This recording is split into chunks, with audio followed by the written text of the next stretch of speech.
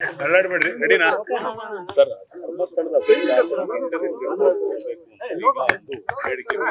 ನೋಡಪ್ಪ, ನಾಳೆ ಬೆಳಗ್ಗೆ ಹೋಮ್ ಮಿನಿಸ್ಟ್ರು ನಾಳೆನೋ ನಾಳಿದ್ದು I don't know what is his position, he is going to reply.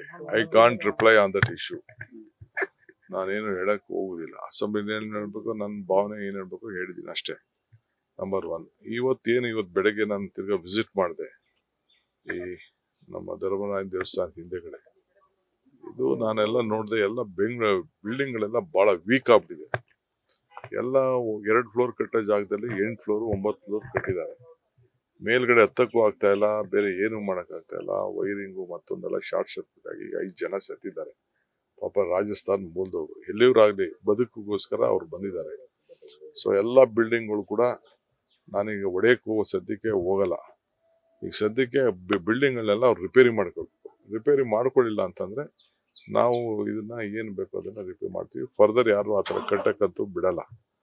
Repair ಮಾಡ್ಲಿಲ್ಲ ಅಂತಂದ್ರೆ ಹೊಡೆದಾಕ್ಲೇಬೇಕಾಗ್ತದೆ. ಯಾಕೆಂದ್ರೆ ವೀಕ್ ಬಿಲ್ಡಿಂಗು ಕೊಲ್ಯಾಪ್ಸ್ ಆಗಿ ನಾಳೆ ದೊಡ್ಡ ಸಮಸ್ಯೆ ಆಗೋದು ಬೇಡ.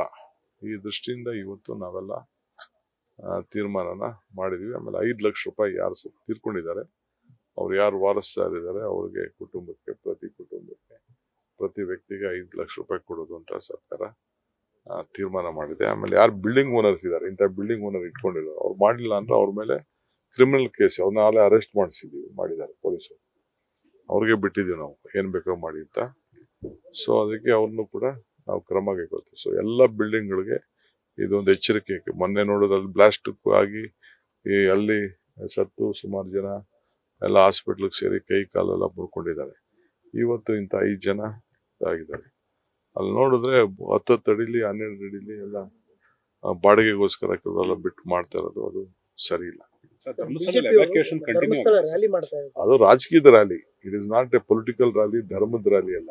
ಏನವರು ಧರ್ಮಸ್ಥಳ ಏನವ್ರ ಮನೆ ಆಸ್ತಿ ಅಲ್ಲ, ಸಾರ್ವಜನಿಕರ ಸ್ವತ್ತದು.